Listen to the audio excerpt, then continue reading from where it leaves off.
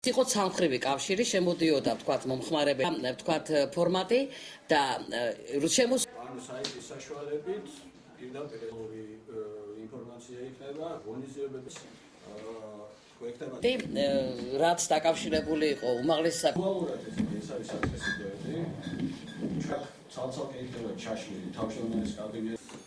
მედიის წარმომადგენლებისთვის წინას არ გაარკვიოს რომელ დღეს, ვთქვათ, რომელ საათზე სიახალისგან სადაც ახალი მოწვევის უმაღლესი საბჭო გთავაზობთ ახალი ვებგვერდის პრეზენტაციას. ეს არის სამუშაო ვერსია.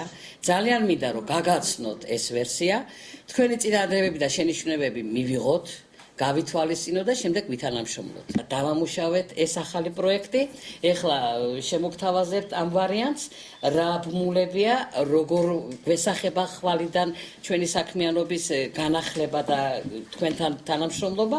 ქალაქიდან მოშორებით ვართ და შესაბამისად მოსახლეობას უჭირს აქ ამოსვლა მანძილზე. ეს ვებგვერდი საშუალებას მისცემს თითოეულ დაინტერესებულ პირს, რომ გაეცნოს მუშაობას უმაღლეს საბჭოს ეს პირველ რიგში.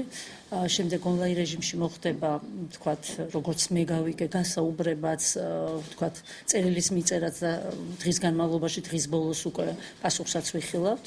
შესაბამისად, ამ კუთხით ძალიან საინტერესო ვერსიაა. ვთქვი, რომ არაჩვეულებრივი ვებგვერდია, მართლაც თითოეულ ჟურნალისტს და არა მარტო ჩვენ არავინ საზოგადოებას ზოგადად ძალიან გაუადვილებს უმაღლეს საბჭოსთან ურთიერთობას, ანუ ჩვენ შორის შედგება უფრო მჭიდრო კავშირი, ასე რომ წარმატებებს ვუსურვებ ვებგვერდს.